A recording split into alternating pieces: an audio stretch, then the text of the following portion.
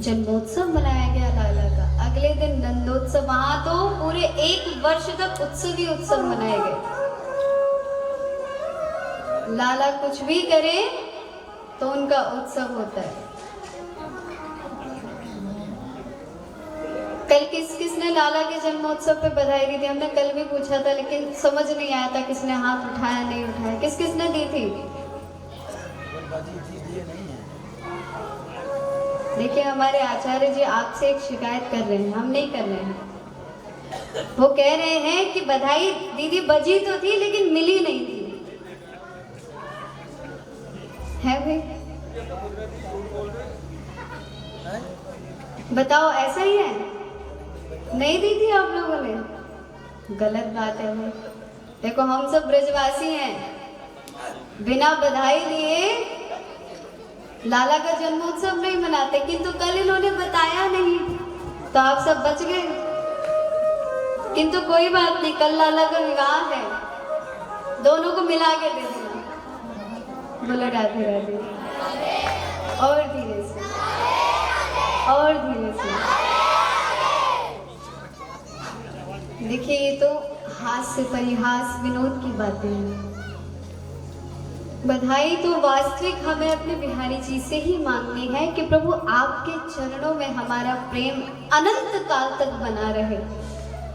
आपकी कथा श्रवण करने में, आपका नाम लेने में, संत जनों का संग करने में हमारा जीवन पर्यंत निकल जाए।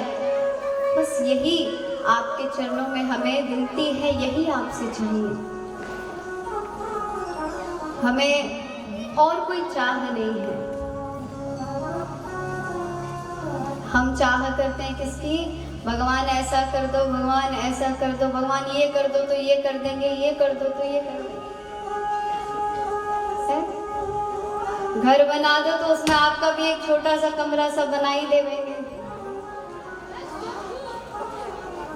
बल्कि जब आप कुछ सोचते हो कि हाँ कहीं कुछ बनाना है, तो पहले वो बनता ठाकुर जी की कृपा से ही है, किंतु सर्वप्रथम वहाँ ठाकुर जी का बड़ा स्थान होना चाहिए घर में। उसके बाद आप सब, क्योंकि बिहारी जी का घर है, उसमें हमें तो रहना है, कहीं ना कहीं कोने में स्थान मिल जाए। किंतु हम सोच लेते हैं हमारा घर है, भगवान को स्थान देने चलते हैं, है ना। किसी के घर में प्रवेश करो तो भैया कहीं भगवान कहाँ है, पूजा घर कहाँ है, भैया ये देखो ये बैठे छोटे से आले में बैठा रखे हैं, कहीं स्थान ही नहीं है। हाँ, यदि स्थान के अनुसार अगर हमारे पास जगह कम है, उसके अनुसार हमने ठाकुर जी का व्यवस्था कर रखी है तो कोई बात नहीं, जैसे वो रख रहे हैं हम ठीक है। किंतु धन भी पर्याप्त है, स्थान भी पर्याप्त है, आप स्वयं भी एकदम पर्याप्त है, किंतु फिर भी बिहारी जी का स्थान घर में नहीं है, पूजा घर घर में नहीं है, तो वो घर नहीं है, वो सिर्फ ईंट पत्थरों का बना हुआ मकान है। और जिस घर में ठाकुर श्री की पूजा होती है, अर्चना होती है, सुबह शाम दीपक जलते हैं, शंकर ध्वनि होती है, घंटी बजती है, उस घर को, उस मकान को भी मंदिर कहा जाता है।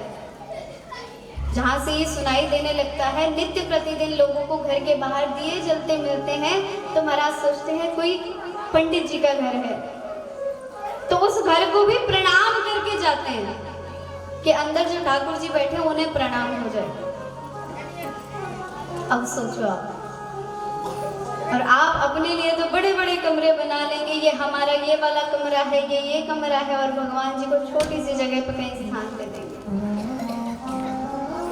आज हम गए थे किसी से मिलने के लिए, तो वहां पर उन्होंने अभी नया नया अपना घर बनाया है। उनका स्वभाव, भैया बहुत सरकारी नौकरी करती है, पुलिस में है, और उनका स्वभाव इतना सरल, मतलब पुलिस वाले अक्सर होते नहीं हैं ऐसे, पर वो ठाकुर जी के नाम में, उन्होंने अभी पीछे ही कथा करवाई थी दौराला में, तो महाराज उनका स्वभाव इतना सरल पूछिए मत, और इतना भाव उनके भीतर। और जब उन्होंने कहा कि दीदी हमारे ठाकुर जी से भी मिल लीजिए, हमने कहा क्यों नहीं, तो सबसे बड़ा कमरा उस घर में उनके ठाकुर जी का था। हम तो प्रत्यक्ष प्रमाण बता रहे हैं आपको। तो इसलिए सबसे पहले अपने घर में ठाकुर जी का बड़ा स्थान बनाइए, फिर अपना बना लीजिए।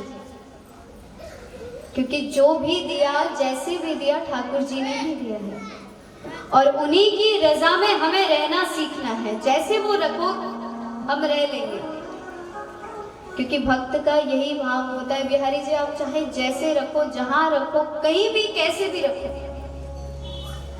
बस अपने चरणों से दूर मत करना, अपने नाम से, अपने भजन सत्संग से दूर मत करना। क्योंकि मैं तो उसी में राजी हूं जिसमें तेरी रजा है। किंतु इस भाव को प्रकट करने के लिए, भीतर से भाव प्रकट करने के लिए हमें प्रयास करना पड़ेगा। हम सोचें बस एक बार कथा श्रवण करने से, एक बार भगवान का नाम श्रवण करने से काम चल जाएगा, तो नहीं चलेगा। आप जब कोई नई वस्तु, नई चीज सीखते हो तो समय लगता है कि नहीं लगता है ना? तो जब भगवान के नाम में आप नए नए हो तो उसे सीखने में कितना समय लगेगा। किंतु जब सीख जाओगे, जब आदत हो जाएगी, तो उसके बिना रह भी नहीं पाओगे। बस करना तो यही है जीवन में, हर कार्य के साथ साथ भगवान के नाम की आदत डालनी है। भगवान के नाम की हम 4 दिनों से भगवान के नाम की महिमा को सुनते आ रहे हैं। इसलिए इस नाम को लेने से जो हमारे मन की शुद्धता होगी, उसका प्रयास अभी से शुरू कर दो।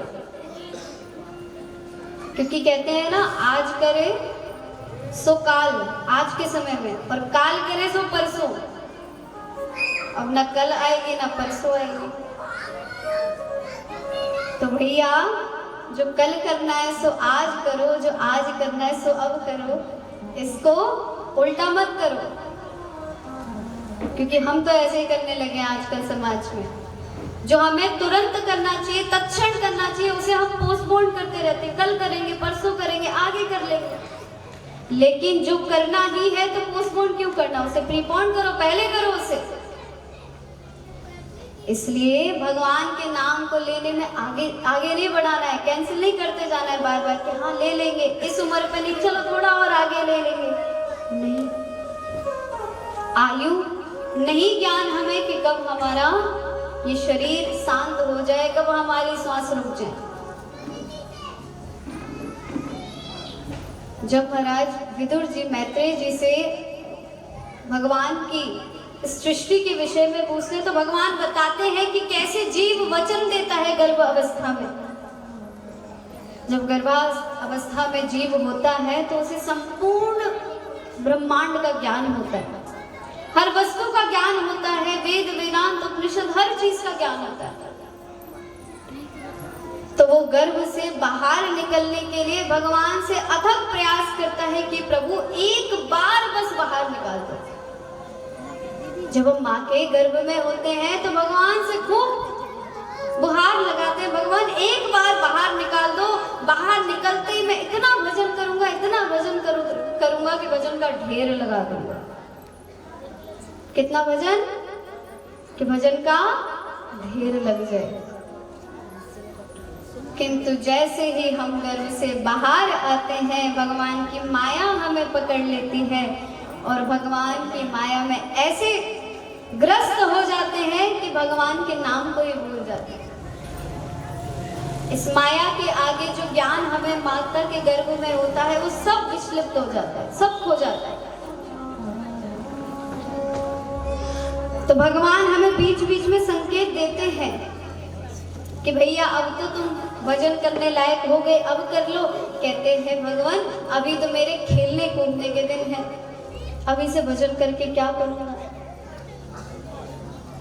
ठीक है भैया, थोड़े और बड़े हुए, फिर भगवान का संकेत हुआ, अरे प्रभु अभी तो पढ़ना लिखना है, फिर आगे धन भी तो कमाना है।